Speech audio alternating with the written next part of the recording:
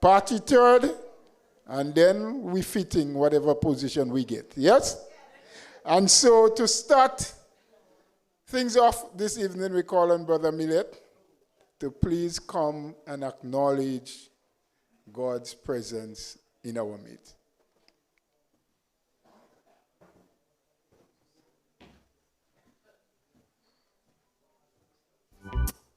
Praise the name of Jesus. Please stand. Yes. Bless everyone tonight. Mighty and heavenly God, you are welcome in this place. So we thank you as we are about to start this meeting. We lift it up into your hand. Dear Lord, we ask your blessing that you will touch each and every aspect of the meeting. Father, I pray for each and every person who have to speak here this afternoon. I pray for the political leader, Sister Pierre. God, I ask your heavenly blessing, and as she come this way, that you will guide, protect her from harm and accident and danger. Lord, I lift up our chairman before you this afternoon. I pray for added strength in his life as he go from meeting to meeting to chair. I ask that you will strengthen him. God, I commit somebody before you this afternoon. I will call the name in a while. Somebody who cares. One who have love. Somebody with passion. And someone what will take St. Andrew's Northwest to the top. Lisa Francis. God, I pray that you will cover her with your blood. You will put a shield around this woman so no harm will befall her. As she goes through the different village, that you will protect her, you will guide her, and will bring her to victory. In Jesus' mighty name I pray.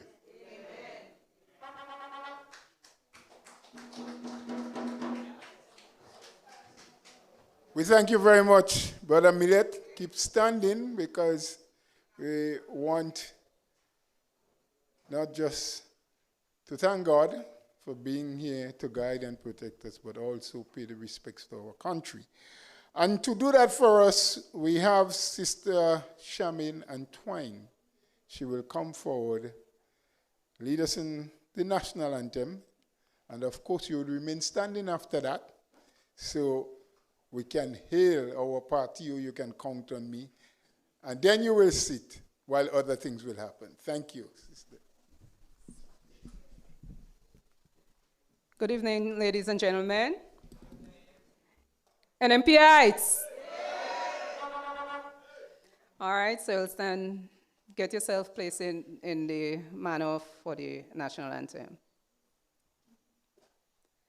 Hail, Grenada, land of ours, we pledge ourselves to thee.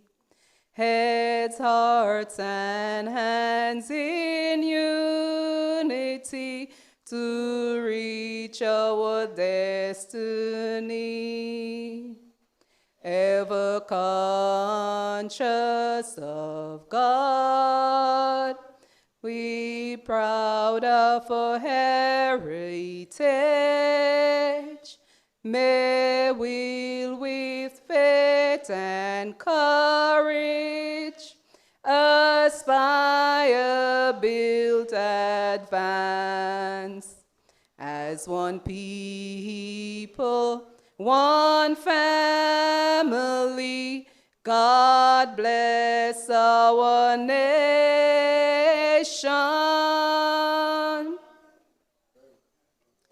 Let's sing our party song.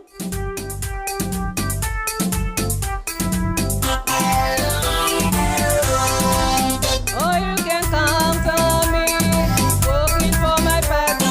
Faithful I will be. I will fight with all my might. Working for the enemy. You can count on me, working for my party. Faithful I will be.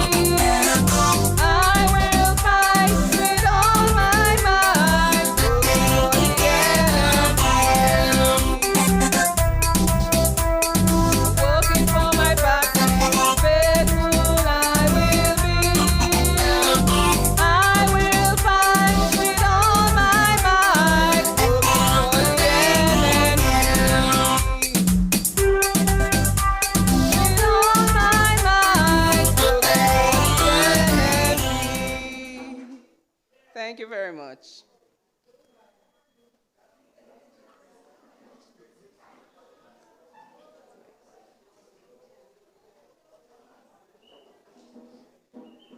All right, so my task here is very simple this evening. So, it is my pleasure to welcome everyone here to our most beautiful and peaceful village. I am, for those who don't know, Miss Charmaine Beggs and Twine. Born, bred right here in our little village here in Byelands. We are incredibly honored to have with us these distinguished persons here with us this evening. Even though all of them is not here as yet, but I would still welcome them. Honorable the Right Keith Mitchell, former Prime Minister and former leader of the New National Party, MP for the St. George Northwest. Senator Kate Louis Peters, MP for St. Andrews Northwest and former educator. Northeast, sorry. Mr. Robert White, involved in the insurance most of his life, and National Theatre of Grenada, and caretaker for St. Patrick's East. Our most honorable Emmeline Pierre, former educator and MP for St. Andrews Southeast, and leader of the New National Party. We welcome you. Not forgetting our most unloving guest and guest speaker for tonight, our own Miss Marcia Lisa Francis.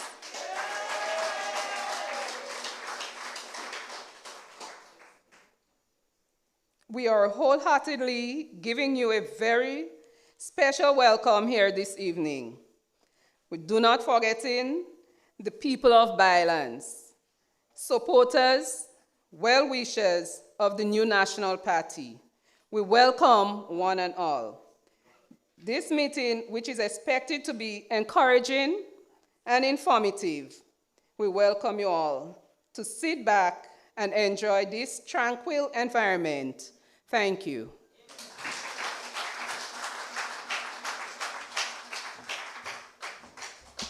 Thank you, Sister Antwine. I do appreciate that you wore many hats and you switched from one to the next seamlessly. Yes, look at the man, he didn't come for your welcome. Let's welcome Brother Robert White.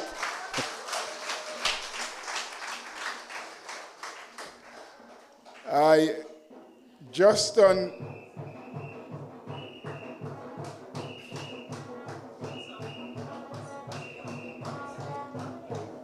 all right, thank you.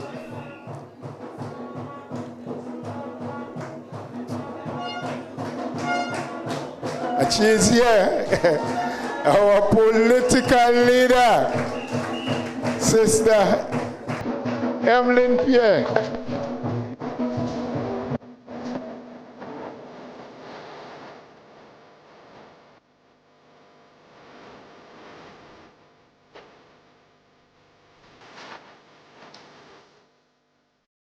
The leader of the flock. Yes? The leader of the flock is here. Thank you for the welcome. I just wanted to just fit in for our sister Antwine, and I guess it just slipped you to welcome as well all those who are joining us online, not just in the region, but throughout the world. We thank you for tuning in to NNP Connect. And we waste no time, because it's of essence, it's valuable. Yes. They say it's one of the things when you lose it, you never get it back, you know. Yes, believe that. Some fellas like Robert and them, they cry until the eye get red. They say they don't know where they're going to get a love like that again. But sometimes they get it back. But when you lose time, you never get it back. So I now want you to put your hands together and welcome on platform Brother Robert White. See that? He speaks. From the hills of the north to the shores of Grand Anse, the son of the soil, Robert White.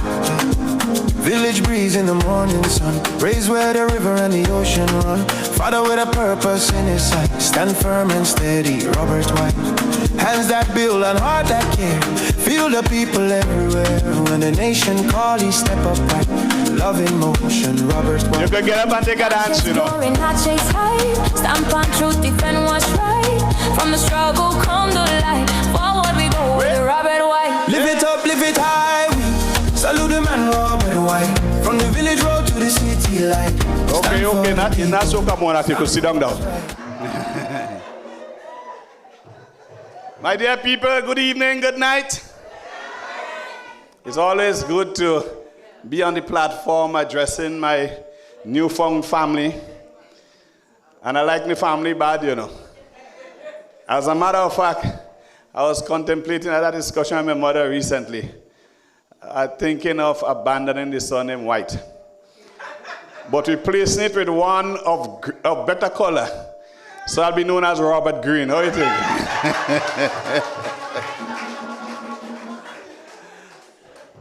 I don't think she was so happy though. Right? She liked me to stay white. She said you could keep the green but keep your white as well. So we had a fitting compromise. Green and white sounds good too. It sounds good too. Folks, and that's the color of the party, right? Green and? Nah, so I in the right place, I in the house. Now, there's been something troubling me very, very much. And I wanted tonight to dedicate my entire speech to what's on my mind. Folks, I am a Grenadian by birth. For the last 6 decades, I tell you, don't watch me looking young, sir. They are wrong long. For the last 6 decades, I have been here. Haven't gone anywhere, haven't lived anywhere. The longest I've spent out of Grenada is 1 month. And that was the longest month of my life because after 2 weeks I want to come home. I've traveled extensively. I've represented Grenada all over the world as a proponent of the art, the culture. I've been to theater festivals. I've flown the Grenadian flag all over the place. And why am I telling you this? Because I did all that proudly representing my country. And I'll do it again if I have to. However, I don't like what I'm seeing. I'm troubled by what I'm seeing with respect to what is passing now for Grenadianism. And I speak specifically to what I refer to as the intolerance, the growing intolerance of opposing views by the folks in authority. I'm speaking about the government and the supporters of the National Democratic Congress. Let me quickly say, though, I have great friends among the New National Party, and I have great friends among the National Democratic Congress as well. Only yesterday, a friend of mine who I have enjoyed this relationship with since our primary school days, that is a man who, if I am broke, I could go to him and say, partner, give me money. He'll just take out his wallet and say, look, take what you want. And I reciprocate as well. That's the extent of the friendship. Only yesterday we were chatting and he said to me, you know I don't like your politics, but we are friends and friends come first. That was from one member of the National Democratic, well, one supporter of the National Democratic Congress. When I decided to throw my lot with my newfound family, I like to say that, it just sounds so good. when I decided to throw my lot with my newfound family, the New National Party, another dear friend of mine who is a known supporter of the NDC, he said to me, we were friends before politics. We will be friends during and after politics. Right? Now, I value that. And to me, that is how we should approach the politics. Because we cannot all support the same party. There are some persons who hold fast to the ideals of a New National Party, and others who hold fast to the ideals of a National Democratic Congress. And I tell you this, we are never right at all times. So we must be tolerant of opposing views. Now, when I looked at that meeting, that town hall meeting in New York last week, what transpired there troubled me to my core. Because there I saw Grenadians, or persons purporting to be Grenadians, in support of the National Democratic Congress, behaving like rabid dogs, wanting to eat up somebody who is equally Grenadian. I know the gentleman. As a matter of fact, we spent years together in the same house. So I know the gentleman well. He's always somebody who was strong-willed and would hold on to his ideals. And of course, he has been questioning a number of things that the government has been doing, including the Polaris project, as he has a right to. He's a Grenadian. But because of that, anything you question, you have no right to. And that is permeating the ranks and file of the National Democratic Congress. Folks, I'm not here preaching about the Congress, but rather I'm saying we are seeing examples of exactly what we should not be in the New National Party. And I would dare say that our supporters should pay particular attention. You know, Michelle Obama said, when they go low, we go high. That should be the ideals of the members of the New National Party. Because we all have, our democracy is built on the foundation of respect for each other, of the ability to say, the ability to oppose, of course, within the confines of the law. You do it respectfully, and you ensure that your point is heard, but you do it in a way that the law gives you the right to do. But you have that right. You don't have to like what the Congress does, and they don't have to like what we do neither. But we have to cooperate because this is our little country. That's all we have. And I see it slipping. But I tell you something, I'm not surprised. I'm disappointed, but not surprised. Because there are known supporters of the National Democratic Congress who use their podcasts to bash and malign people almost on a daily basis, from the former prime minister right down to any and everybody else. They are being maligned on podcasts by supporters of the National Democratic Congress on a daily basis. All kind of names, derogatory names, and that is okay. Well, I'm saying that we should respect each other. And even if you have to make a comment or you have to criticize, it must be done with superior grace. Because we are better than that. But I'm saying again, I'm not surprised, I'm disappointed. Because when you do hear one of those guys who doing the podcast, even suggesting that if you criticize the government and you have a business, the government should not even do business with you. This is taxpayers' money, it's not the money of the National Democratic Congress. And we have a right, as we said, to criticize. Because this is our country, and if we think things are not going well and the money is not being spent well, we have a right to talk.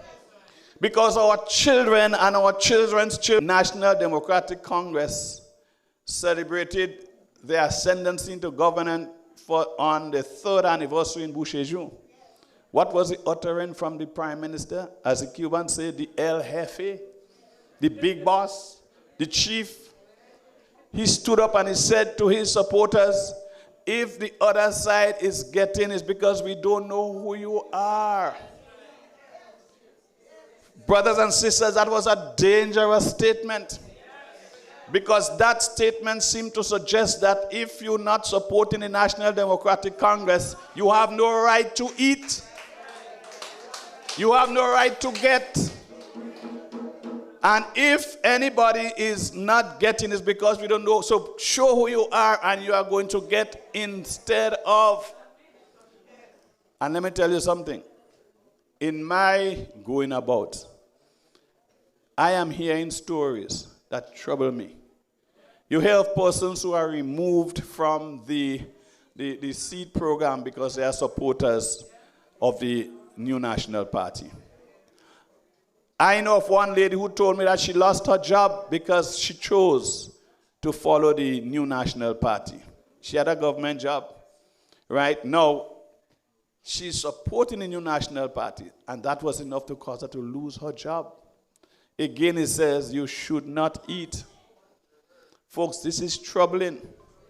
And we cannot allow, we have to stay vigilant as members of a New National Party. But we also have to look at this behavior, and make a deliberate decision to do better. Because we can do better. We don't need that kind of politics for Grenada to survive. We need to elevate the status of our politics so that we elevate the lives of our people and the experience of our country. Because we can do better. And if we can do better, then we should do better. Sisters and brothers, we say this is, let me tell you how I want to put it. They say the darkest part of the night is just before dawn. And I think right now, outside is dark. Outside is dark. But we are living in hopes. We know that dawn is coming. And when it gets bright, it will be bright enough so we will see a better day. And so I say to you, brothers and sisters, we need to make sure that we are ready. We need to make sure that we are registered. We need to make sure that our brother and our sisters are registered, our friends are registered. Our boyfriend, our girlfriend, make sure they are registered. Because it's not just following the train. We must have our ticket for the ride. And the ticket is actually our registration, so that we are ensuring that we getting on the train when the bell is rung. And from our intelligence, is ain't long again, you know. But even if it take up to 2027, we are saying we are soldering on to ensure that we bring a brighter day for Grenada, Carriacou, and Petit Martinique. And so, sisters and brothers, I didn't want to speak on anything else tonight. I know we have other competent speakers here, but I wanted to let you know what's in my car, as we old people say. And I want to suggest to us that we must each individually and by extension collectively make a decision to walk the moral high ground, to be better than that which is happening now, to hold ourselves accountable for building a better and more prosperous Grenada, not for just the members of a New National Party, but for every Grenadian who have a right to eat and live in Grenada.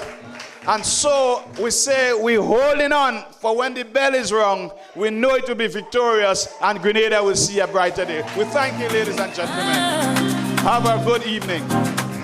From the hills of the north to the shores of Byelands, the son of the soil, Robert White.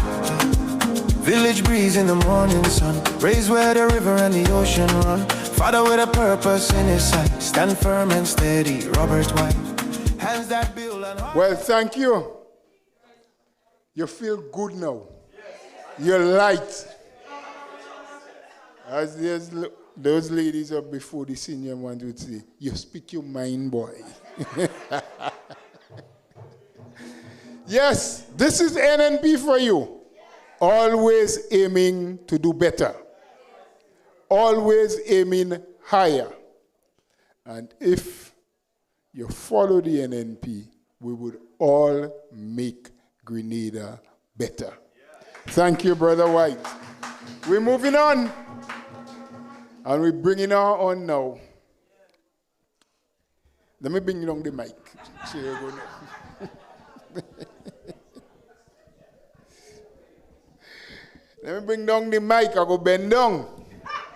And I will bring down the mic. Because I want to bring to you, she's no stranger. She is someone who is light on the stage. She's loved in her constituency. And she's well known throughout the country. Some people even call her in a nice name, yes? The short boss. The parliamentary representative for St. Andrews Northeast. Let's hear it for Sister Kate Skeeter Lewis. Kate Skeeter Lewis Peters. She there among the people. From village to village she move. Hot sun on the road still smiling. Every lane get her footstep proof. She show up when the room get heavy. She can't be bought, she can't be moved. Young people see her future. When she talk, man, feel that truth. She no flex pan, fake love. She built from the ground up. Hands in the work, yeah. Hard firm, never fall up. When the people call, she answer. Every time, every place. Thank you, Mike. St. Andrews. NNP! Our chairman is here. Our former prime minister is here. Let us welcome him. Dr. the Right Honorable Keith Mitchell. His legacy they can't erase. Let's welcome our chairman.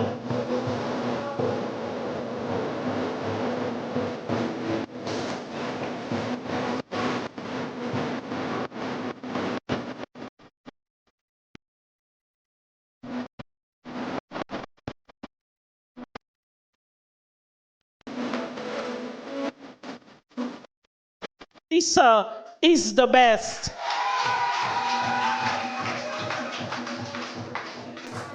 Of course, my Northeast people, I recognize you as well. And all of the members of the new National Party. Brothers and sisters, let me recognize our esteemed political leader. She will be our first female prime minister.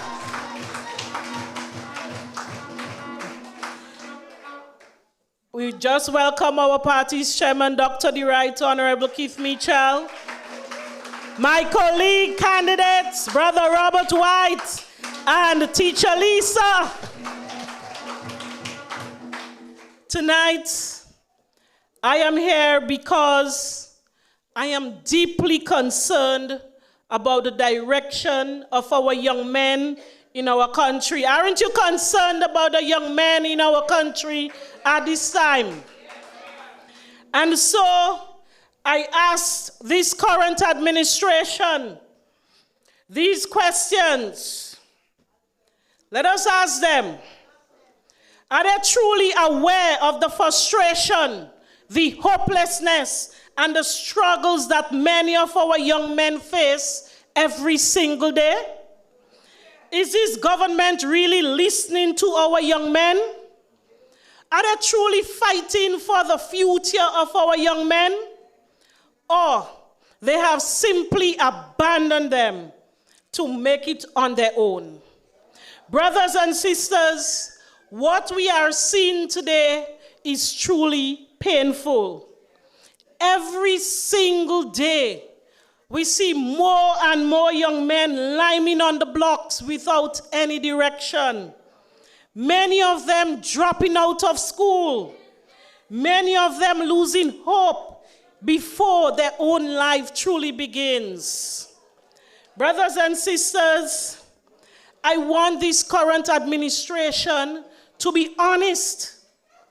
Because after 4 years in office, what serious transformational program have they created for the young people of this country? What program can you pinpoint to that has fundamentally changed the lives of the young people of this country? Can you identify any serious sustainable youth programs created in the last 4 years? Have they created or introduced any sustainable employment, entrepreneurship, innovative or long-term opportunity for our young people? And tell them, don't come and tell us they gave free tuition and scholarships, because this is nothing new. This is not revolutionary. A matter of fact, scholarships always existed. Tuition assistance always existed. Governments throughout the years have always supported educational opportunities for our young people in one form or the other.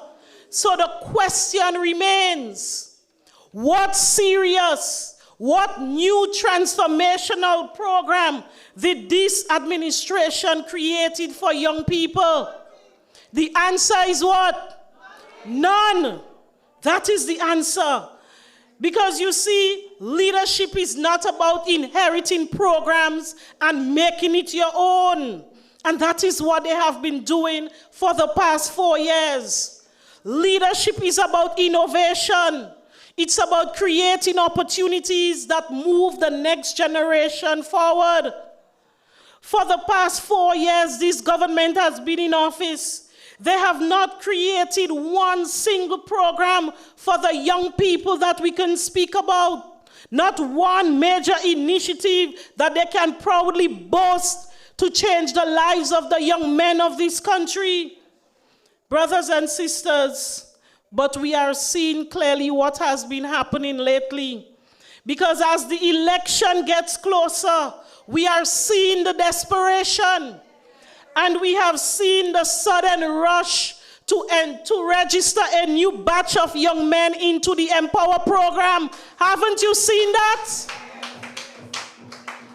But the question we must ask as well, why aren't the young men rushing to sign up for the program? Because the registration was dismal. The numbers they were hoping to get, it was noticeably low. And this is because of the poor implementation of the last batch of the Empower program. You see, our young men, they saw the confusion in the program. They saw the poor structure of the program, the lack of proper organization, the frustration of the participants, and they saw the high dropout of the young men before they completed. And those young men, they dropped out for real reasons. They dropped out because they were not receiving their stipends on time. And in some cases, the stipends were never paid. Some of them never felt supported in the program. They realized that there was no clear direction. So they lost confidence. And because the system was not functioning properly, you see, brothers and sisters, you can inherit a program, but if you don't understand it, you cannot implement it properly.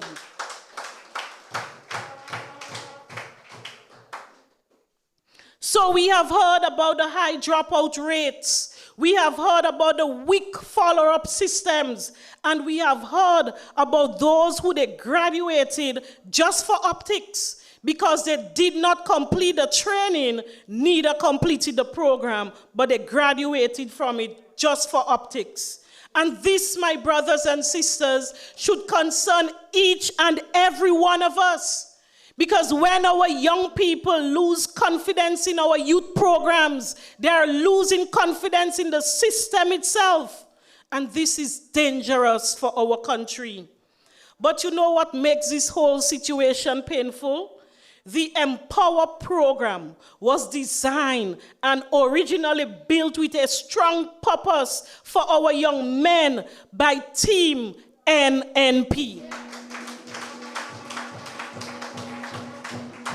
And that is because we believe that youth programs should create discipline, empowerment, certification, opportunity, and hope for our young people. Not confusion, not frustration, and not political desperation because an election is close. A serious government would have first evaluated what happened in that batch of the Empower program, the last batch, fix the weaknesses, strengthen the system, and then move forward responsibly. But that didn't happen. This government allowed the young men to drift. Some of them have turned to gambling.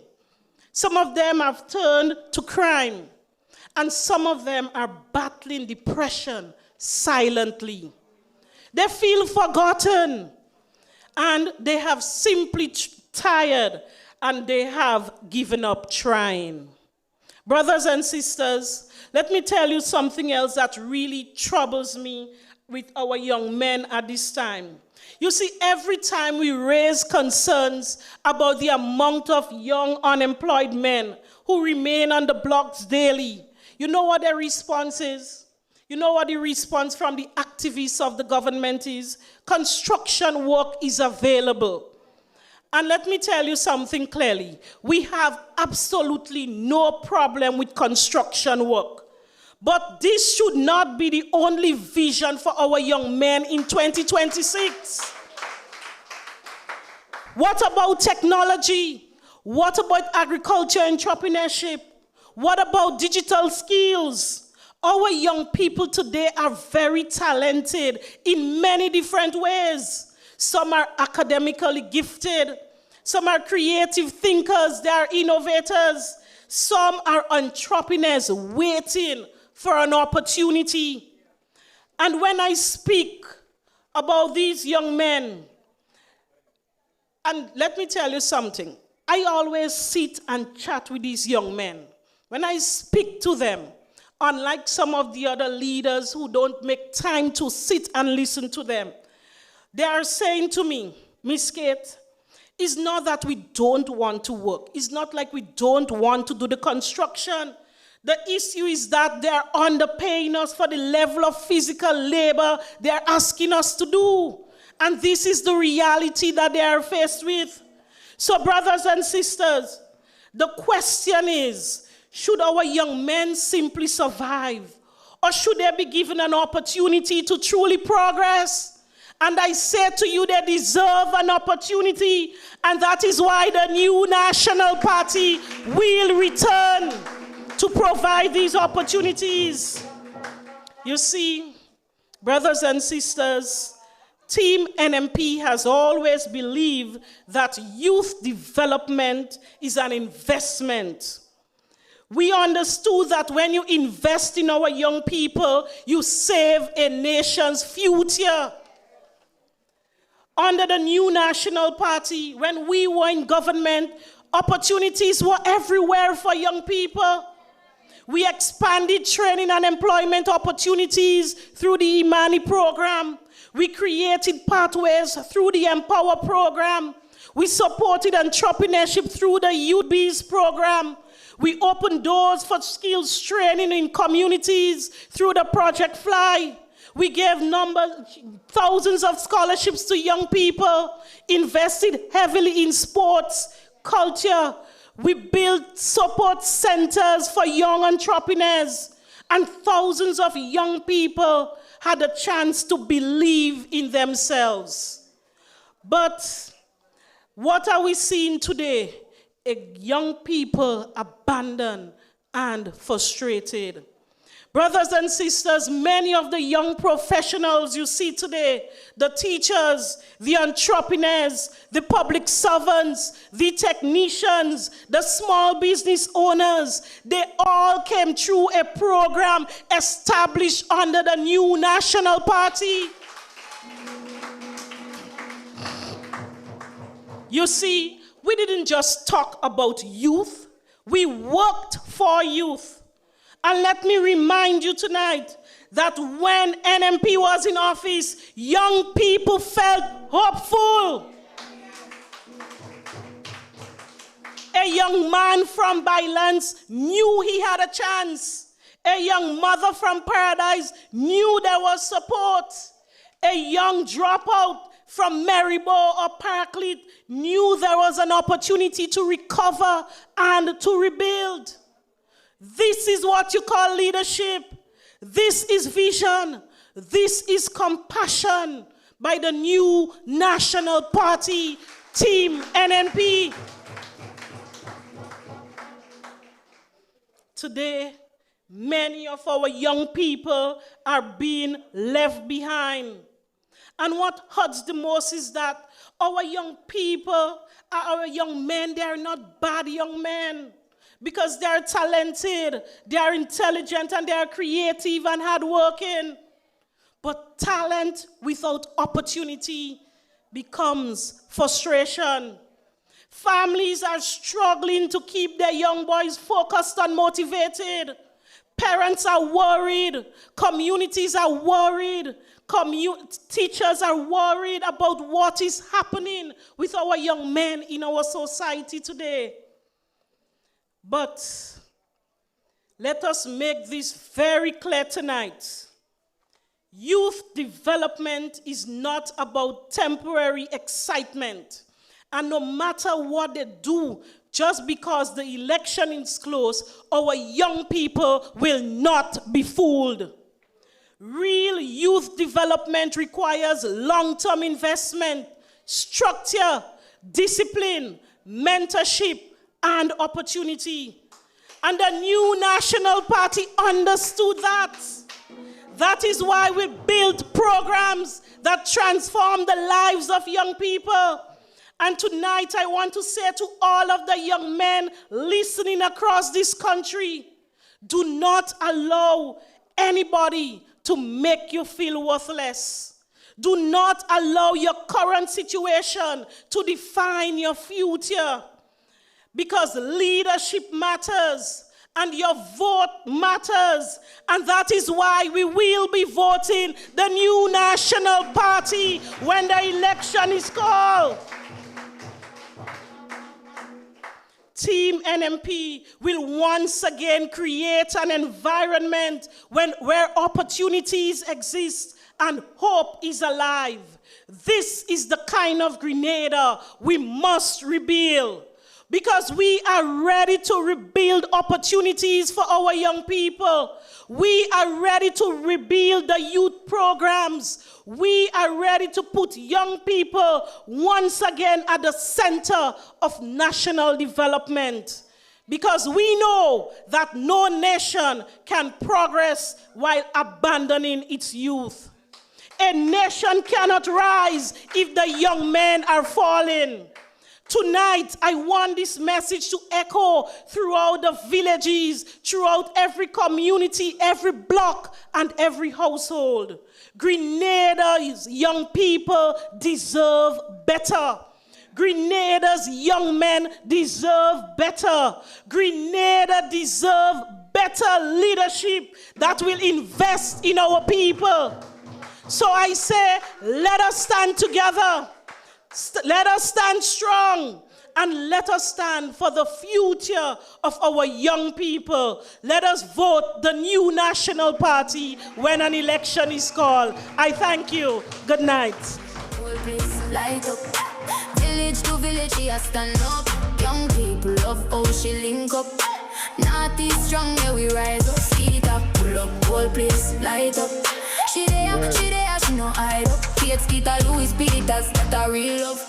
Community first, watch the proof come up. She listen close, then she move smart. No. Thank you, Mr. DJ. Thank you, Honorable Louis Peters. We know you have a lot of talent. We invite her to speak. We got a bonus. But we're moving on. Let's get going. And we're going to mix some experience with youth. That's a real combination, eh? Experience and youth. My friends, he didn't reach too long, but we're not letting him warm that seat because of other engagements. So I want all of us to put our hands together and recognize our former leader, our former Prime Minister, our party's chairman, Dr. Keith Mitchell. NNP, we moving. Yes, we moving. Don't stop. Thank you. People, they say. Thank you. Well,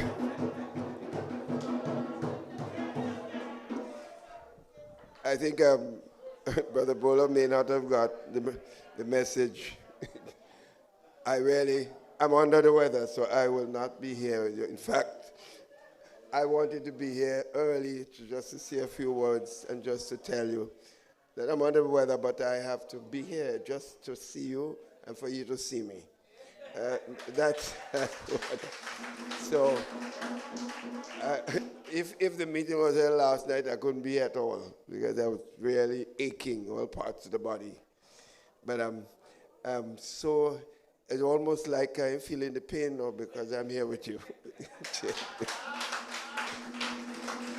Let me recognize, of course, our political leader, Sister Pierre, and of course, Brother Robert, the man who's going to bring home St. Patrick East, and the giant from St. Andrews Northeast, and your own in this area, Sister Lisa, Teacher Lisa. Friends, a very short message because I would take the time to speak at length another occasion, but very short message. I want us to realize, and I don't think we are coming to terms yet with this country is in trouble. I think we do not, honestly, I do not believe that we understand the future of this country is at risk. Deacon Mitchell is destroying the future of this country. Long after this guy leaves office, we are going to feel the pain of what he has done to this country. And I want us to understand this is not just about us alone. It's about our children and the future of this country. And my own view is that anyone who accepts the job as Prime Minister of a country must realize it's not only about the job you think you're doing, It's also about the future that you are laying for the country that you're now serving. In other words, what is going to happen after you leave office? I don't think that is in the mindset. And Sister Pierre is there listening, and I think she understands that you become the Prime Minister of the country. It's not only about you and about serving the NNP. It's about what the condition that you leave this country afterwards and what happens to the children, your own children, and the future of this country. I don't think we're getting it yet. When a man sits in front of you and tells you morality is a private business, you realize what the man is saying? Do any damn thing you want. Do you all realize this? This is serious, Morality is a private business. I ain't even heard of religious people saying a word about that. I'm not a religious leader, but I find this is the most amazing thing. Morality is a private business. No wonder you have these clubs all over the island now. Huh? Everybody do what they want, no matter people just killing and you can't find no solution. Innocent people dying in the country. Morality is a private business. And you're just dancing and collecting money and going in party and fetting and raising big fundraiser and looking nice and talking nice. That is what you're doing for our country? Friends, I want to force a voice. but it's really serious. I'm worried about my country. I'm worried about the damage this con man. Colleagues, that's not a joke. This is a con man. And we better get it right. You saw what happened in New York just recently? The gentleman was raising a very serious question. You remember I said it early, this Polaris? Polaris, this beautiful $600 million hospital, they're going to solve all our problems in the future. And with all this nice thing, all the equipment and the best medical care, and you turn in the sod, you don't even have the project yet. You don't have even the financial structure. You don't even have the design aspects of the project. How this thing is, the project will be funded and built and funded and operated. Nothing like that, and you haven't sod turning. You don't realize this is a con job. Vote for me, because when you finish vote, you won't die again, because bring in a hospital, we can solve all the medical problems. We're stupid. We have no sense.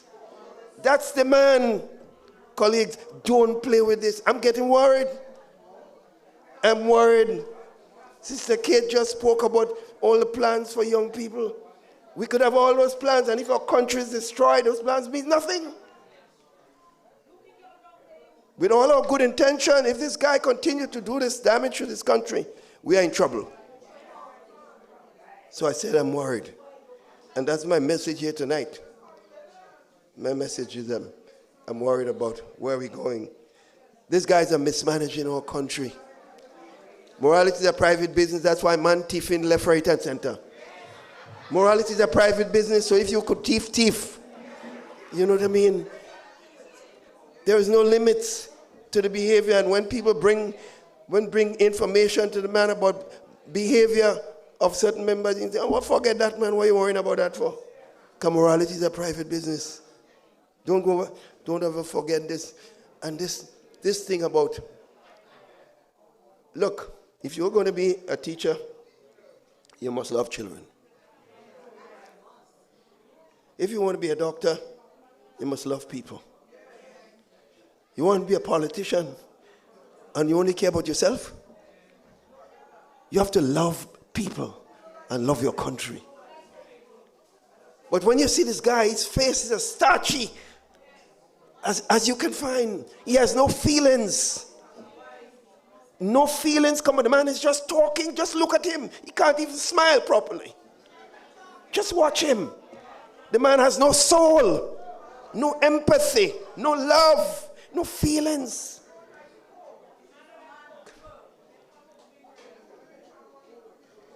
That's why you can tell any lies you want and feel you can get away with it.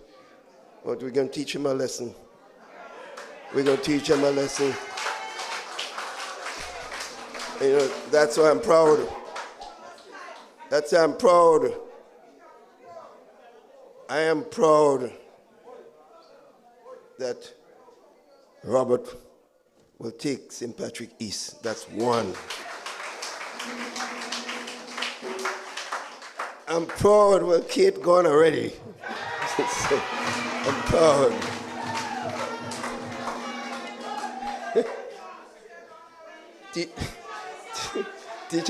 Teacher Lisa. Teacher Lisa. Teacher Lisa.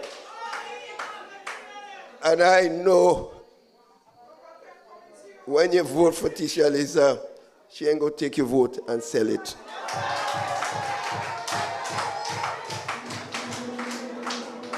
Morality is a private business. That's why you can take people voting in an election. Go and sell it to the man that says morality is a private business and call yourself honorable. What is honorable about somebody that takes somebody's vote and go and sell it? So I'm said that. And I want to go going around the island. Well, Carrico, we just been there, Emlyn and I was there. Cox take that already. Right. Let me keep going. W have the thing under control in St. John's. Mayana in St. Mark's. I don't know, she's up there every day. I don't know why she wasting time up there. The thing gone already. Right. Well, I ain't even talking about, you notice I ain't talking about it. I ain't talking about Northwest. That gone already. What is? And I had the biggest joke is I had to say the Prime Minister want to come around in Northwest.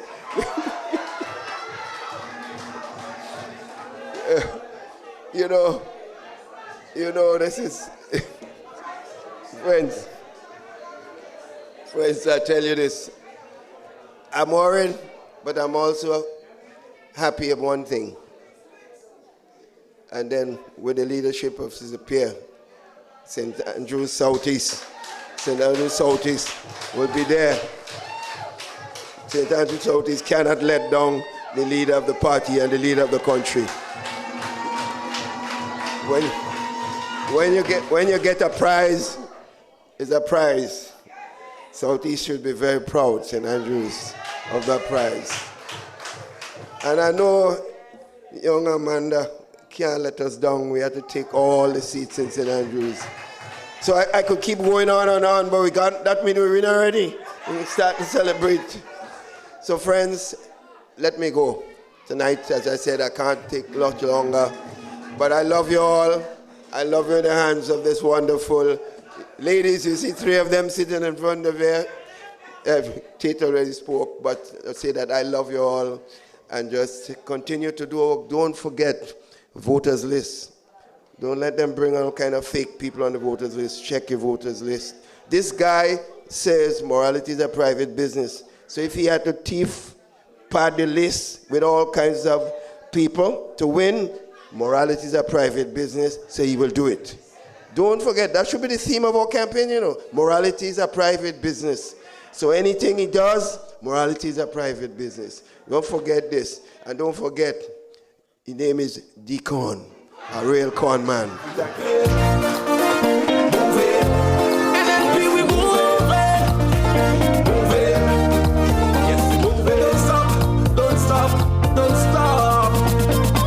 Old people, they say, back long time ago, if something can break, don't fix. That was our former political leader. Commitment to the fullest.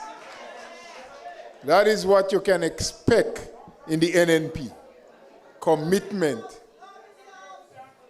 We doing what we have to do. Yes? And now we're getting to a place where, what do you call it again? Byelands? Byelands? Oh, yes. Byelands. The people of Byelands and the other villages in St. Andrew Northwest, you're going to hear about the real commitment. Yes? And you will understand that your vote means and values something, not just a commodity for the marketing place. So I ask you to put your hands together, be proud and be loud as we invite Sister Marcia, Francis, Teacher Lisa. Lifted every child, showed them that potential stretches more than just a mile. When the elderly needed someone, Lisa answered the call. A woman built on purpose, she was there for them all. Oh, not for fame, not for fortune, just a heart overflowing. Every seed of love she planted, watch it now, watch it growing. Love and service, that is who she is. Love and service, everything she gives. From Paraclete to Parliament, her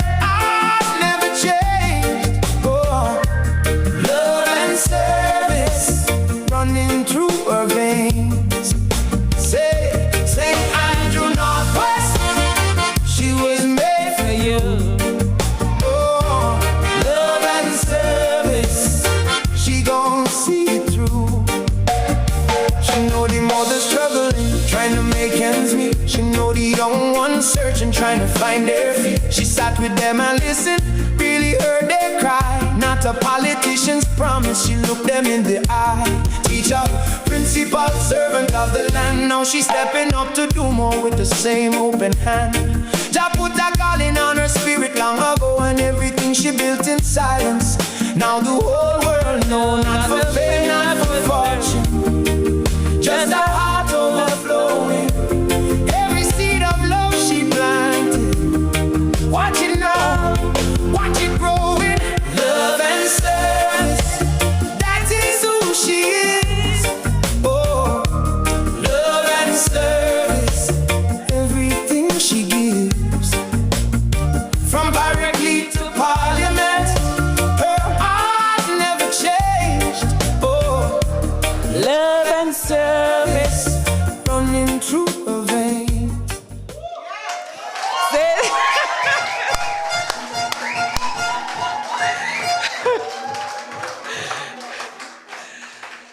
Wow, you people make me happy. You truly make me happy.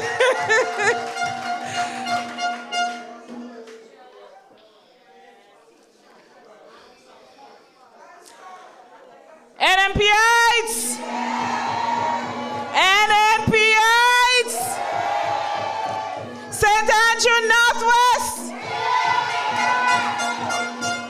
St. Andrew Northwest! Have no fear. Teacher Lisa is here.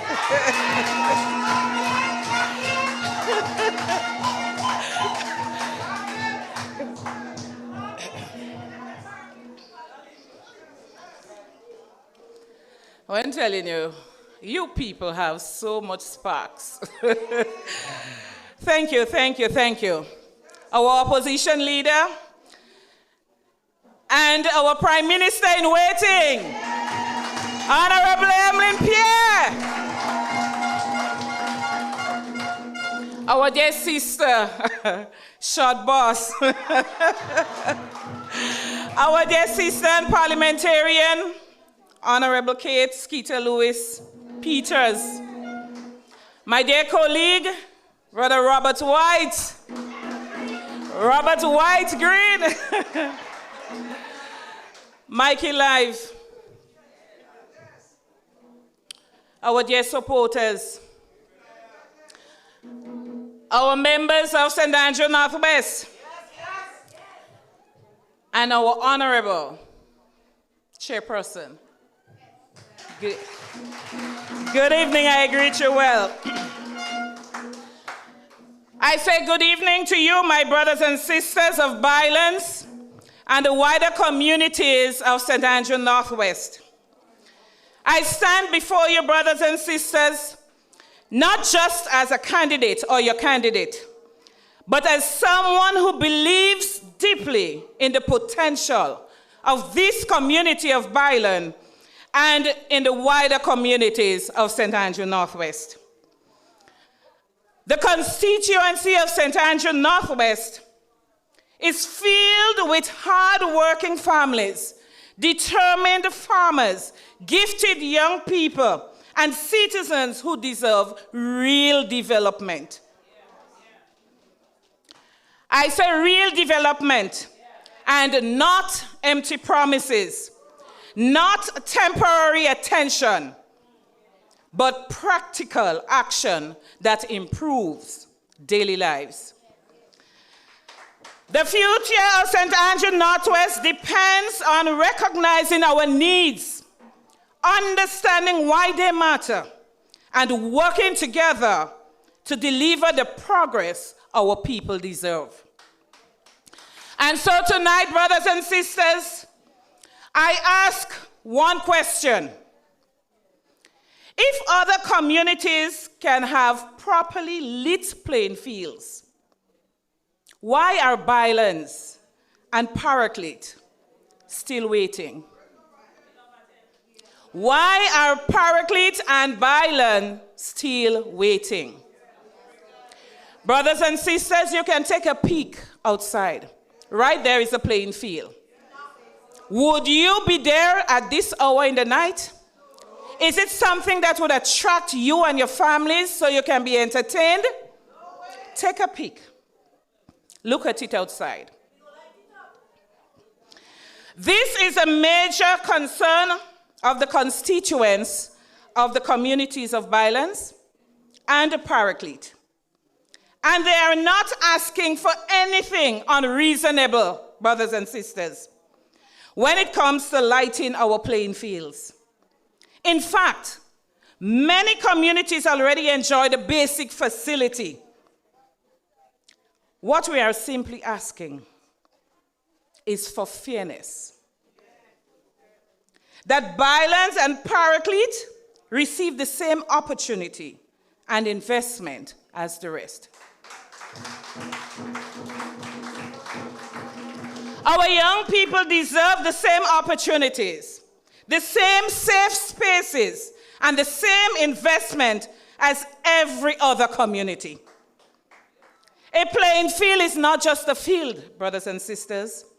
It is where discipline is built, talent is nurtured, and positive community life is strengthened. So when Byelands and Paraclete are left without something so basic, brothers and sisters, it raises a serious question about fairness and equal development. And so, brothers and sisters, I believe in community development. I understand and I appreciate the benefits of community development. And I am an advocate for community development. Therefore, our communities must not be left behind.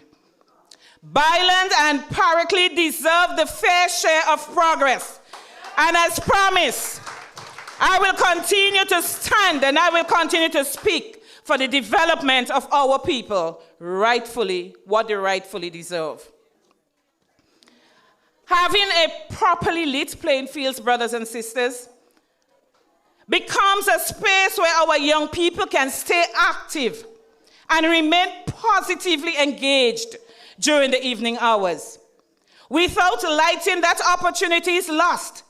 And too many of our young people are left without safe recreational spaces, increasing the risk of idleness and negative influences. This affordable opportunity signals a safer evening for families. It signals more sporting opportunities. It also signals greater youth engagement, stronger community togetherness, brothers and sisters. No community should be labeled or should be judged politically. None. Development must be based on needs, brothers and sisters, and fairness, not politics. Therefore, Byelands and Paraclete are yet to benefit from such investment. And so I ask again, on behalf of the constituents, why are the playing fields of two very active communities with a significant youth population different from the rest?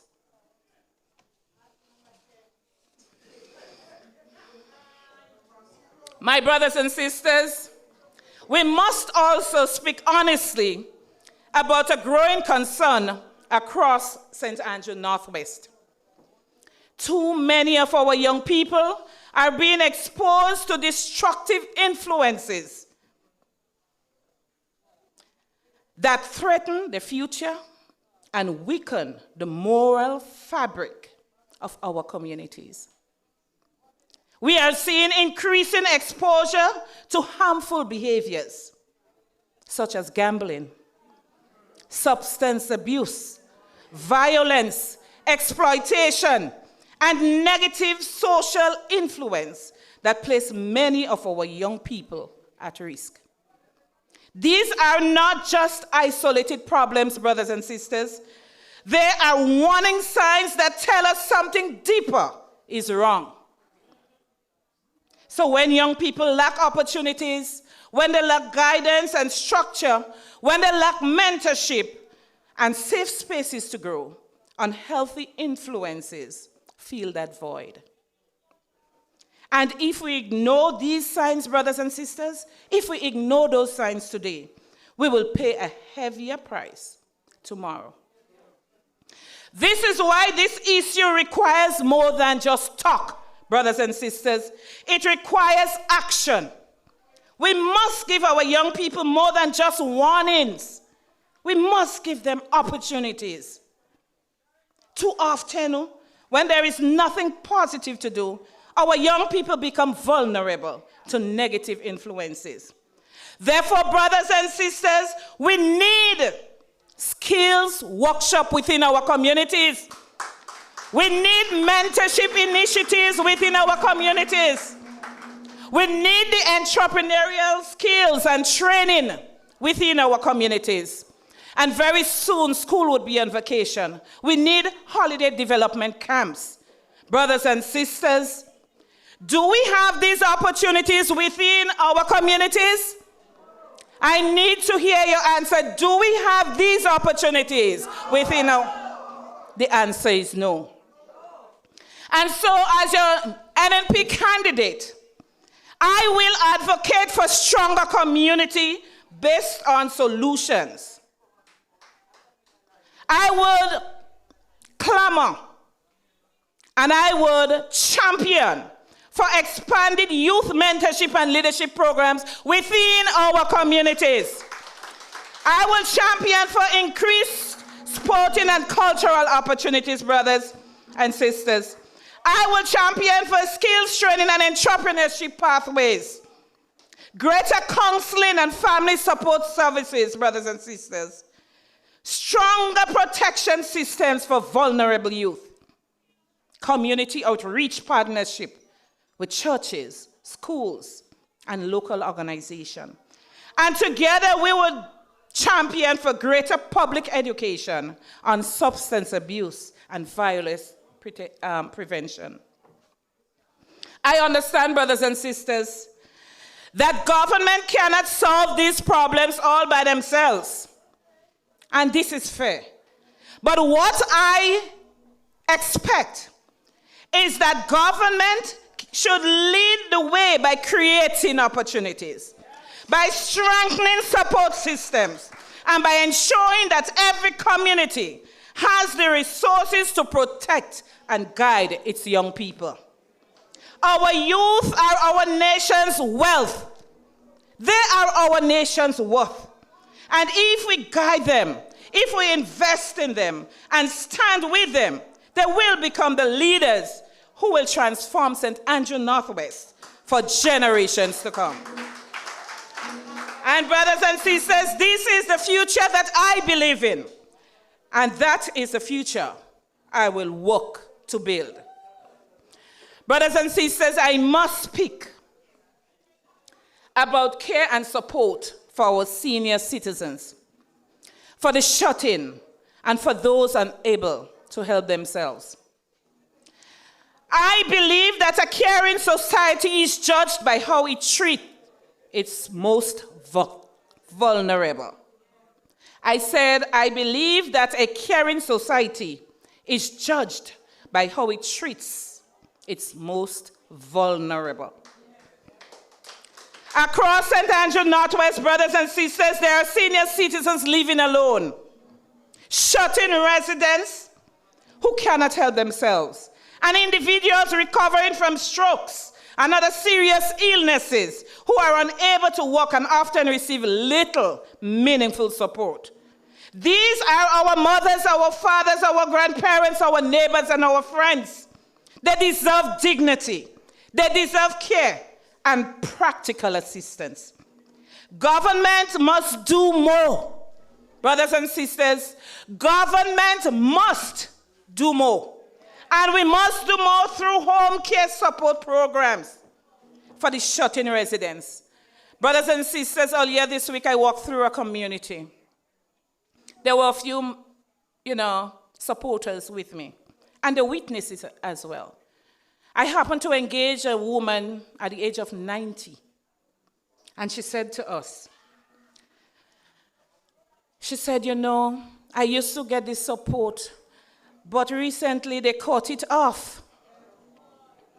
And they say that I have support.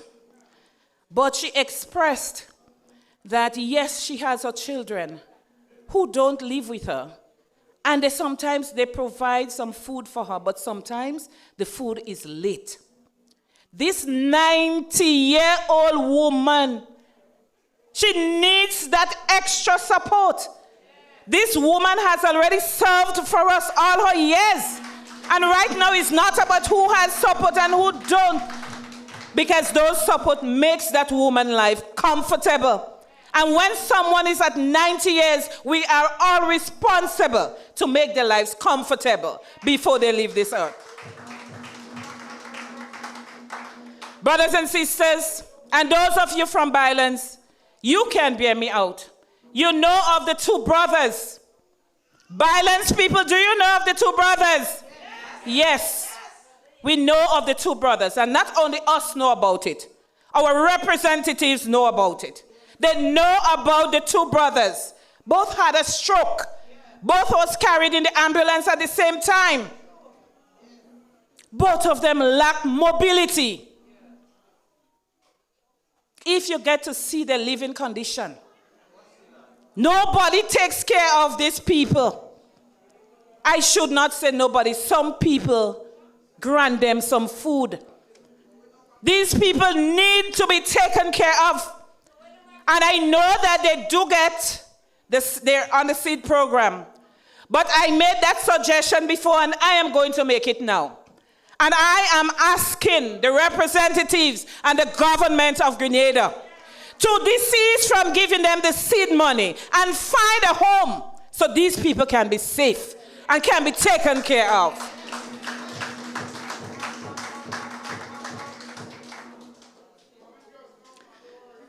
I said, brothers and sisters, our government must increase financial assistance for persons unable to work due to illnesses. Brothers and sisters, right in St. Andrew Northwest, there were 2 persons who complained. They were on contract. They got sick. And at the end of the sick leave, they were handed the letter. They're no more useful for the work. Brothers and sisters, is that correct? Can people get sick anymore and trust that they can be given support?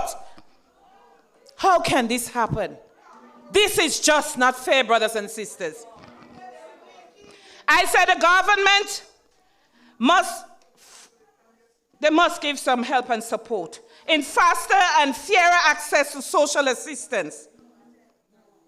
Benefit to our people. And we must expand rehabilitation and support services for stroke survivors. Community volunteer outreach partnership. This too is necessary. I said no one who has worked hard all their life should be left forgotten. No family should carry this burden alone, brothers and sisters. And I say a compassionate government must ensure that our senior citizens and vulnerable people are protected, are respected, and are properly supported. And so, brothers and sisters, the Princess Alice Hospital is within the constituency of St. Andrew Northwest. And so I must speak to that issue, and I must speak to it now. And I must speak about strengthening the Princess Alice Hospital. And I am not saying that strengthen it tomorrow. I'm not saying strengthen it next week, next year, in the next 5 years. I say we should strengthen the Princess Alice Hospital today, now. Brothers and sisters, Princess Alice Hospital is more than just a building in Maribor. It is a lifeline for the people of St. Andrew Northwest and St. Andrew as a whole. For many families, it is the first and most important place of care in moments of sickness, emergency, and uncertainty. The dedicated doctors, nurses, and staff continue to serve with commitment, and we applaud them for that. but they need stronger support and better resources to meet the growing needs of our people. They are not the ones to be blamed, brothers and sisters. The doctors and the nurses and the staff, they're not the ones to be blamed. This is a broken system that deserves to be fixed and to fix now. Our nurses and doctors are committed, yes, but commitment alone, brothers and sisters, cannot replace resources. So we must advocate for expanded diagnostic services and modern medical equipment. We must advocate for improved staffing support and specialist access. We must advocate for faster testing and treatment turnaround, and it should be cheaper. Brothers and sisters, we must advocate for better support for senior citizens and stroke survivors after discharge. And we must advocate for stronger rehabilitation and home care follow-up programs. We have to advocate for more nurses and more healthcare providers. Brothers and sisters, too many people and stroke survivors leave the hospital and return home with little structure, follow-up support. And these days, brothers and sisters, I'm not telling you or asking you. I'm telling you what is right before my eyes. These days, stroke is not for the senior and the hypertensive. Stroke is for the youth, the young people. In 1 week, you've seen so many young people diagnosed with stroke. And not just that, mental illness. What is happening, our brothers and sisters? What is really happening?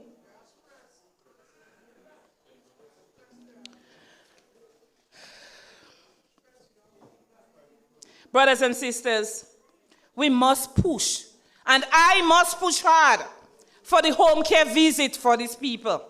I must push hard for the rehabilitation outreach.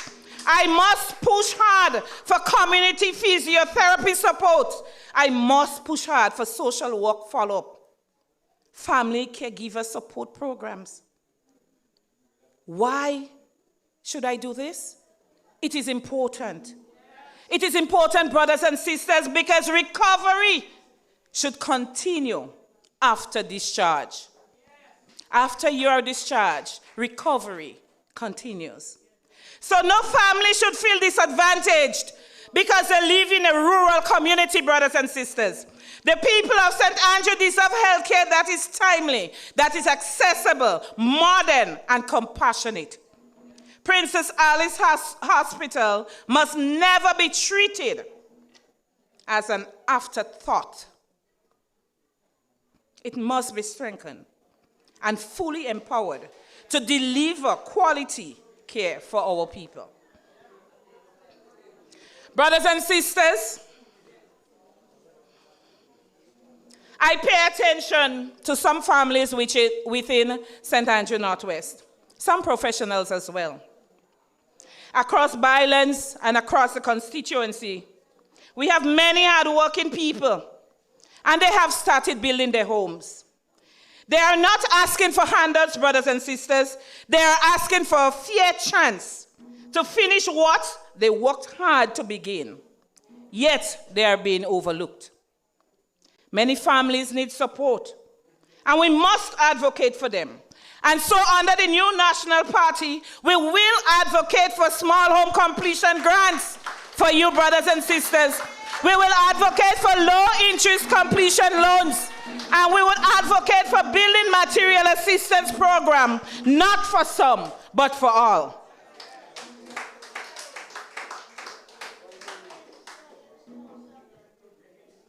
Brothers and sisters, a completed home brings dignity.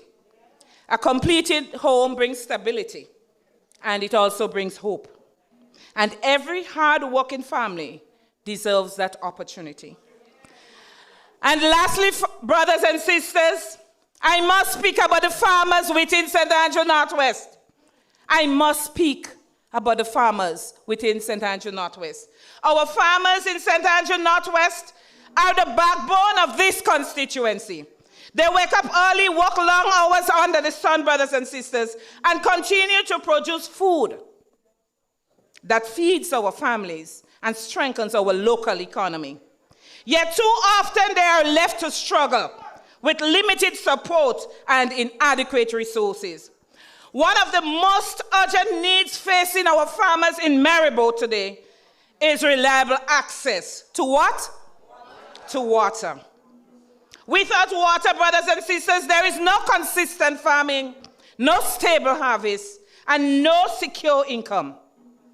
With limited access to water, crops suffer, livestock is affected, and families bear the loss. This is not just an agricultural issue, brothers and sisters. It is a food security issue and a livelihood issue. And as leaders, we must listen to our farmers. We must hear their concerns and respond with practical support to their urgent needs. For too long, the farmers of Maribor have been crying out for reliable access to water, brothers and sisters, yet the calls have gone unanswered. Water is not a luxury for farming, brothers and sisters. It is essential for production, for livelihoods, and for food security. It is time to stop ignoring their concerns and start delivering real solutions to our farmers. We must make water for agriculture in Maribor and the surrounding areas a top priority and find solutions for our farmers. This means investing in proper irrigation systems. It means expanding water storage facilities and supporting practical solutions that ensure farmers can produce year-round and not just in the rainy season.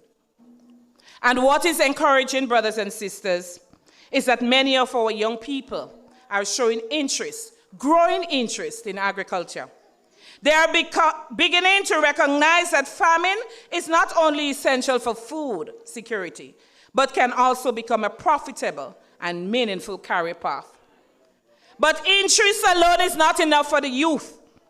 If we want our young people to remain in agriculture, then we must give them the necessary tools and support to succeed.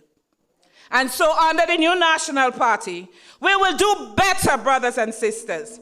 We have to do better, and better is coming.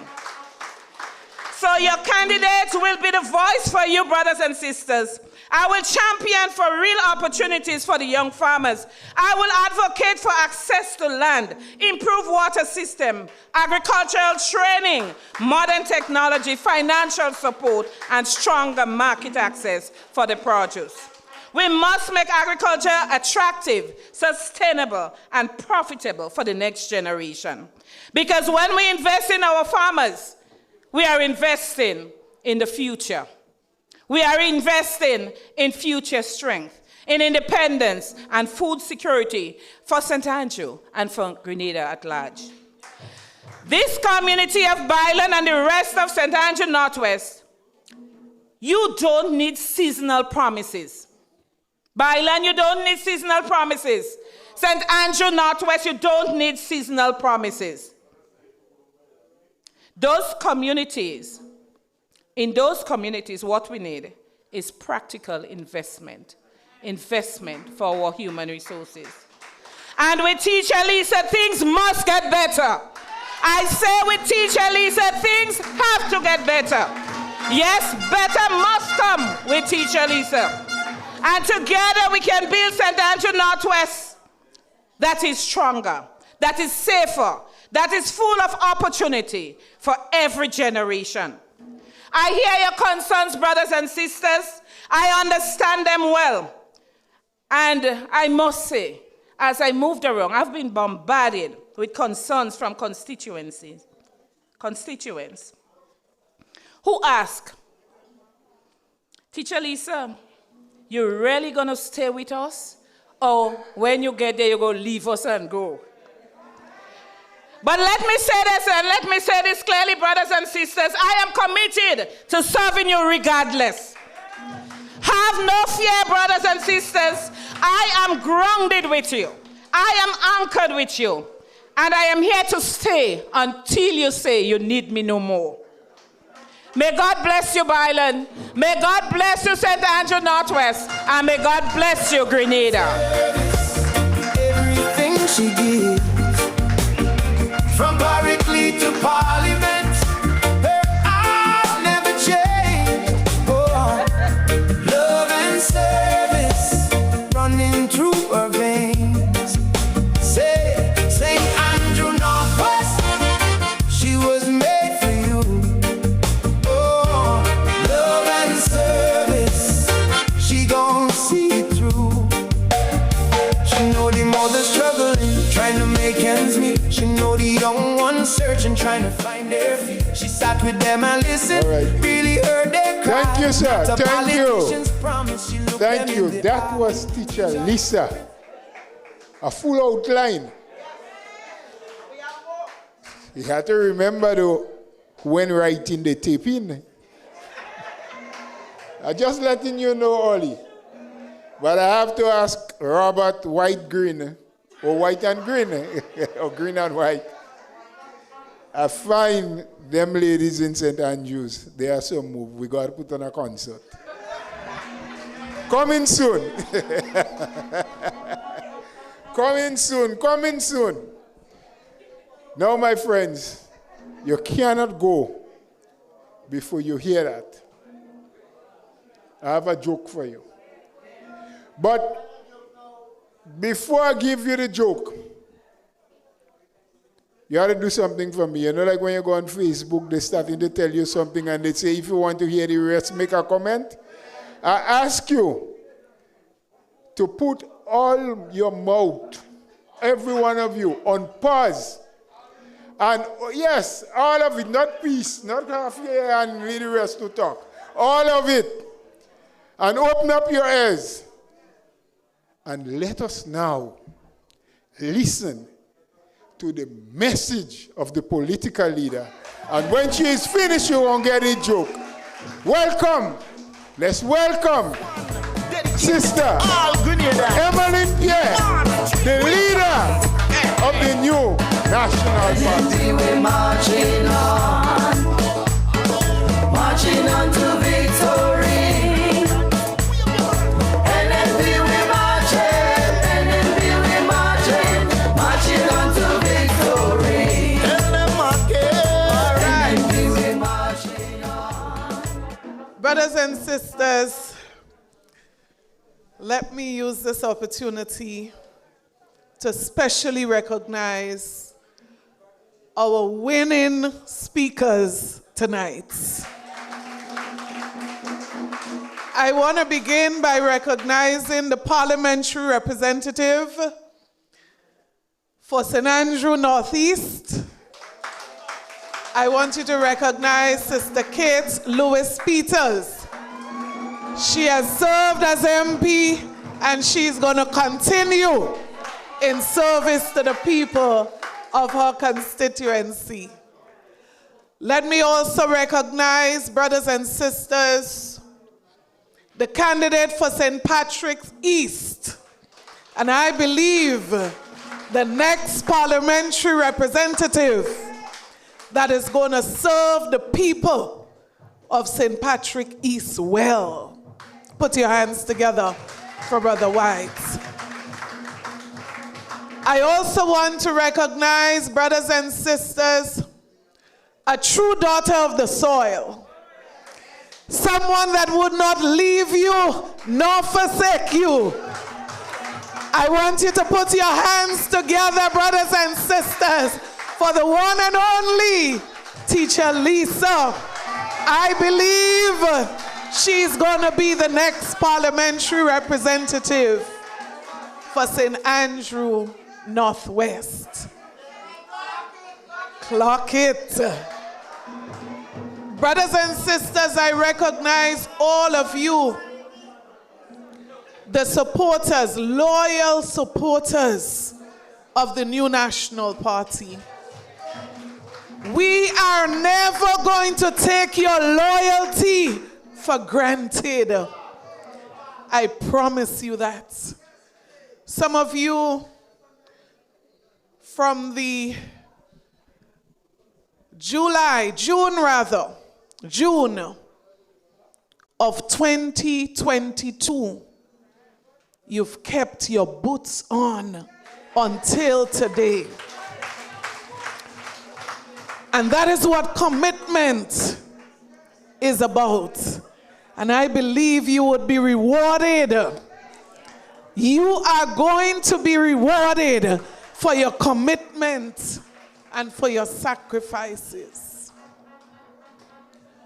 Brothers and sisters, every time I come to Byelands, it brings back a lot of memories to me, particularly as a little girl from a stone throw away in Birch Grove. As a matter of fact, not just a neighboring community, but I also have family who live here and are from here. But what is most significant for me in my memories is growing up in an agricultural community similar to Byelands. And that is why Byelands and Birch Grove are so similar. And tonight, brothers and sisters, I want to devote some time to talk to you about the agriculture sector. Teacher Lisa mentioned quite a bit about the challenges of farmers right here in Byelands. But you know what I say to you tonight? Those challenges are faced by farmers throughout the length and breadth of Grenada, Carriacou, and Petite Martinique. And I say to you also that for many of us, agriculture is what grew us up. So I remember as a little girl, young woman, having to go to the garden every single day. Some of you are here from Birch Grove. My grandfather, Frankie Frank, he was known as the farmer of Adelphi, Birch Grove. And of course, my father, Darius, who is well known in this community, he too would have inherited lands from his family. And that is what took care of us. And that is why there is always a special place in my heart for farmers who struggle and work hard to feed this nation. So I know what it's like to jump the river with the nutmeg. I know what it's like to jump the river with the cocoa. And I know what it's like back then to carry a box of banana on your head so that it could go to get the geese boat. I know, because I came from a farming family. So tonight, brothers and sisters, I want to share with you the national concerns of farmers throughout this country. As you notice, we have been in dialogue with various stakeholders, and we have been engaging our farmers. Brothers and sisters, the challenges that our farmers face, we cannot delay addressing those issues in a very serious way. Because you know what I believe, brothers and sisters? There was a time when St. Andrew was referred to as the breadbasket of this country. Not very often you hear of St. Andrew referred to in this way. And that is why tonight I pay tribute to the farmers who would have labored and sacrificed over the years to feed us all and to feed this nation. You know, just before I came here, and Teacher Lisa said it very modest, I got a call from a farmer from right here in this community. And he said to me, Mrs. Pierre, please speak about the issue that is affecting the farmers of Ludma. And while Sister Lisa made mention of it, I want to refer to it from a different context. Because you see, these farmers have been farming for many years. These farmers have been feeding the people of this parish for many years. And I ask tonight, why is it that some 22 farmers are restricted from feeding their families and feeding this parish because of a government that doesn't care? So could you believe, with our current food security problems, that a government would cut off water on farmers who are feeding this nation? Can you believe this? Brothers and sisters, this is not yesterday.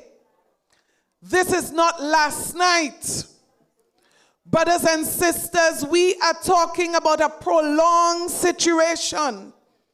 And I'm asking tonight, where is the conscience of this government? Where is the conscience? That we have farmers who cannot farm today because the government of Grenada made a decision and put that decision in writing to remove access of water from farmers in this community. I ask again, where is the heart of this government? Where is the heart of this government? Agriculture, these are the same people who said they were coming to rescue the agriculture sector. Brothers and sisters, these are the people who said they care about farmers. These are the same people who have shown us in so many different ways that they are all about talk, but they care nothing about agriculture. And so tonight, brothers and sisters, I want to spend some time addressing this issue as it relates to our farmers. So sad, the current situation. Brothers and sisters, this situation, though, is not unique to agriculture. And I want to put agriculture into context. Because you see, we have a government 4 years in office, and they are still running on NNP fuel. Not one serious project that they can point to say this is an original project of the current government. Brothers and sisters, I want to make one reference for context. This administration came into office. We found the monies. We held the consultations. We did the drawings. We did all that was necessary to get to the phase of procurement. Could you imagine? All that this government had to do was to complete the process to get a contractor for the construction of the St. Andrew Anglican Primary School. Almost 4 years, nothing to show on this site. Almost 4 years. And this situation, brothers and sisters, a school that I'm sure Students from St. Andrew Northwest also attend. This situation is a true replica of what is happening in almost every sector in this country. Brothers and sisters, projects that started and still in the same state that they met it. Some projects struggling to completion after almost 4 years. Brothers and sisters, where is the government of Grenada that said they came to increase the implementation rate? Where is this government? Brothers and sisters, our farmers, could you imagine? There are some farm roads, just like this school, that 4 years have never been touched by this administration. And I'm talking about farm roads that were maintained under the New National Party's administration. Absolutely abandoned, not even debushing, depriving some of our farmers access to their lands. How can we seriously talk agriculture and food security? Brothers and sisters, our farmers, not just the food that we go to buy in the supermarkets, our farmers are struggling to buy the inputs for agriculture because the price is not just going up for food, it's going up for everything that they have to purchase. So again, our farmers restricted from doing what they have to do for this country. Brothers and sisters, our farm labor program, the question is, what has happened to this program after 4 years? Can the government explain something like this to us? What is the tangible, significant support that we are providing to farmers to ensure that we are increasing productivity and that we are increasing food security in this country? Where is the government in all this? Brothers and sisters, on top of this, farmers are not getting sale for their produce as they used to. Because guess what? If we don't have money, how do we buy from them? So there are some farmers, their tomatoes, cabbage, just rotting on the ground because people do not have money in their pockets. And you know, it tells the very character of this administration. On top of this, you have a government that closed down MNIB in Grenville. No access to the farmers of St. Andrew. And they reduced services through MNIB, claiming that they are coming with a better marketing board. Well, I say tonight, if we have to wait so long for better, give us what we had that was benefiting the farmers of this country. Give us back what we had in 2022. It is a shame. It is a shame. After 4 years, nothing better from this government. Brothers and sisters, not just that, many of our farmers suffered loss after burial. Do you know that there are farmers in Grenada, after the government received $118 million, they still have not received support after the passage of burial. So some people can't even make a scratch since the passage of the hurricane.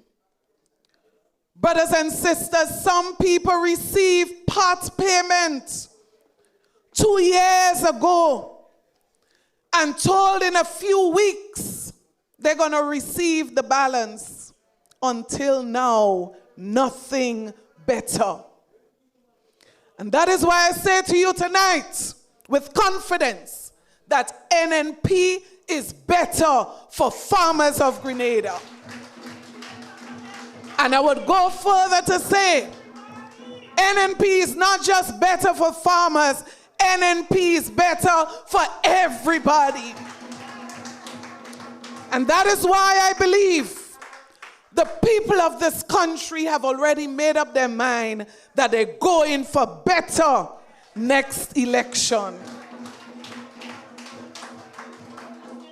You see, for every extra day that the NDC remains in office, every extra day they spend in office, we are paying for their incompetence.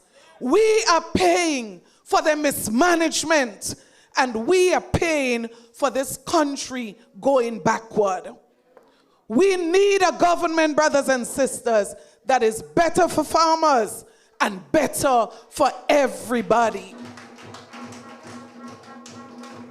And that is why I feel conviction that the NDC government needs to go for Grenada to move forward. Could you imagine 2 years ago, this government handed letters to farmers, and not for a moment did it cross their minds or their conscience that these farmers are depending on the land and the water to feed their family. NDC must go. But I want to share with you some facts tonight, brothers and sisters. Because you see, we have to understand where we came from. We must understand where we are to determine where we are going. The government of Grenada conducted an agricultural census in 2024. And I want to give you what is the highlight of the census. The census said to the NDC administration, productivity in agriculture has declined. So wouldn't that move you to give the people back their water? When your own census is saying that productivity in agriculture has significantly reduced. Brothers and sisters, their census report has said that import dependency has increased. What does that mean? That people are depending more on food from outside than they are purchasing inside. So carrot in tin, while farmers cannot do carrots in Lodmar. Does that make sense to somebody? Brothers and sisters, the government reports said to them that importation of food was over $160 million in 2023. Doesn't that tell you that you have to do more, not reduce what was being done? Because we elected a government not to do less. Who wants a government to do less? You elect a government because you think they're going to do better. Brothers and sisters, the report says that agriculture share of our GDP fell to 2.75% in 2024. Doesn't that tell you that you have to do something, to take action, to do more than the previous administration did? And if they do, I will give them the credit. But you cannot care about agriculture and refuse to maintain farm roads that were maintained before. You cannot care about agriculture and reduce support for farmers on their lands. You cannot care when Hurricane Beryl passed 2 years and you are yet to provide support for farmers to get started again. Where is the heart of the NDC? Brothers and sisters, this situation that I spoke about was compounded by the effect of Hurricane Beryl. In other words, in reality, the situation is even worse. Brothers and sisters, tonight, we can safely say too many of our farmers are neglected. Too many.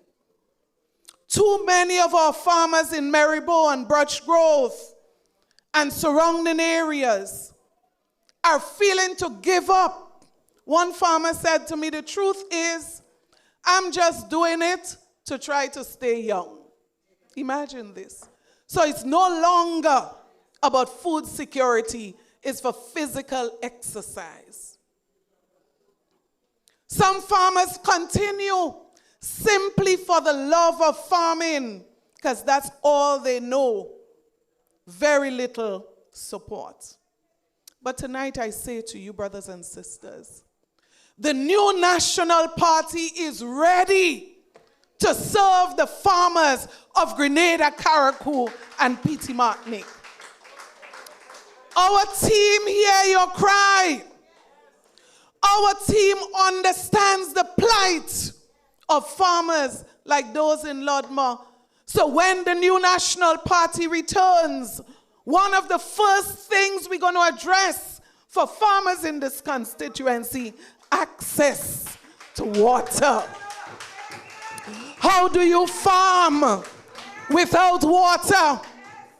Brothers and sisters, it's almost unbelievable, the actions against our farmers.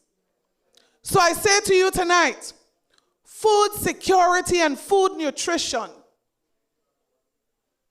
nutrition security is a priority for our government. When we return into office, I say to you, we are going to treat food security as a national security issue. Priority must be given. Because guess what? We must reduce the import bill. We must feed our people and make them healthier than they are. We must go back to the days when we said, grow what you eat, Lucy, and eat what you grow. We must go back to those days. Brothers and sisters, that is why, as a government, we will invest in targeted import substitutes, meaning that we are going to identify the key produce that we are importing from outside, and we are going to launch a serious program so that our farmers can produce in excess to feed this nation. We must reduce the import bill, $160 million. Too much money is going out. Brothers and sisters, we are going to revive the rural enterprise financing, because there was a time when farmers had more access to financial support.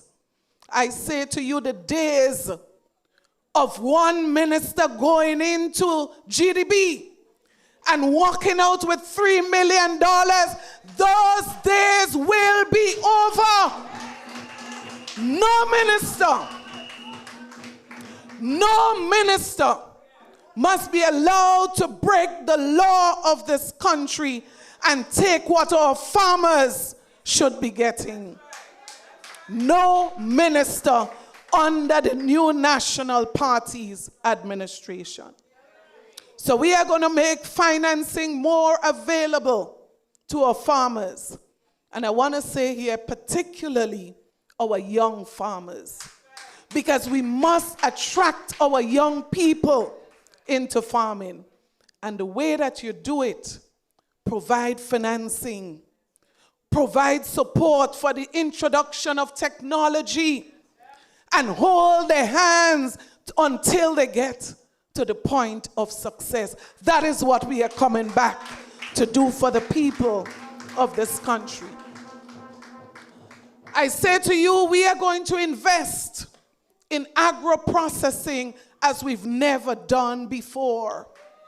So our people in Munich with their cassava, our people in Brush Grove and Byelands with their cocoa, brothers and sisters, their farine, we are going to provide more support for agro-processing to ensure that we're not just able to feed ourselves, but we are also able to offer to those who are next door and overseas. We have to invest in agro-processing.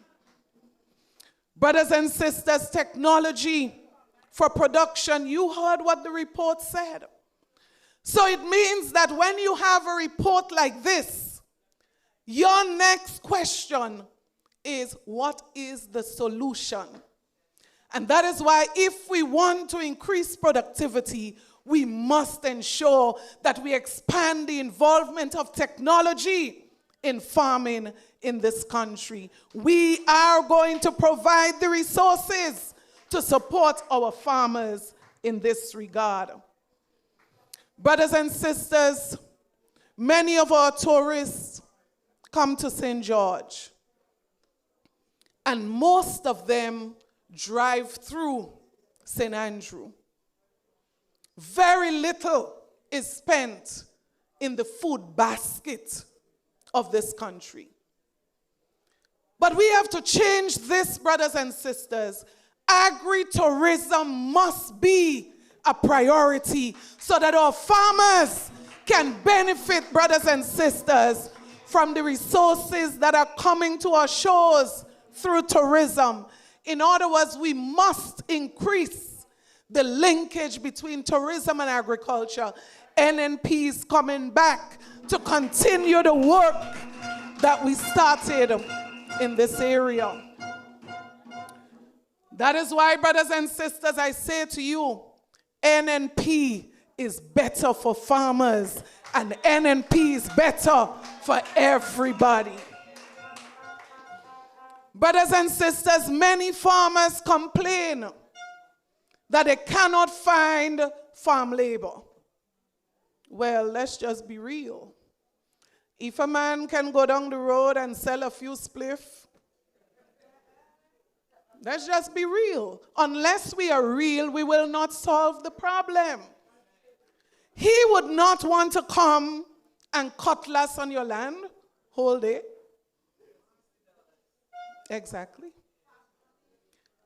If a man feels that he could make a hustle and make $100 in an hour, then we won't find people to work the land. That's just the fact. And that is why, brothers and sisters, the NNP administration will ensure that these matters are addressed. So we must support our farmers more so that they could afford to pay the kind of monies that laborers are worth in 2026. We must. And I believe when we support our farmers more with technology and financing and support services, they will be able to afford to pay the laborers in return. In other words, NNP is preparing to come back. Brothers and sisters, many of our farmers who used to receive support through the tissue culture laboratory, and they can tell you of the benefits they've had. This administration said that they upgraded the facility. Guess what? Upgraded, and farmers are getting less. Something about the way this administration does business is frightening. And that is why we are saying that we have to ensure that we have the proper technicians and we have the proper support to ensure that our farmers can have their resources at a reduced price and that they are able to work to feed us and to do so comfortably. So tonight I want to say to you, the NNP is ready to give support to the farmers of this country. Brothers and sisters, our manifesto is in its final stages. And I guarantee you that when we present the details of our support and our plans for our farmers will be further convinced, as I know they already are, that the NNP is always better for farmers. So tonight I close by saying to you, we have put together the best team that you will see in this campaign. We have put forward a team that is ready to serve. We have put forward a team of qualified men and women who are passionate about service to country. So if you're ready for your team, stand with me tonight as we say, brothers and sisters, NNP is better for farmers, but NNP is better for everybody. May God bless you. May God bless Grenada. May God bless our struggling farmers. Together, I say to you, we must rise again. God bless you.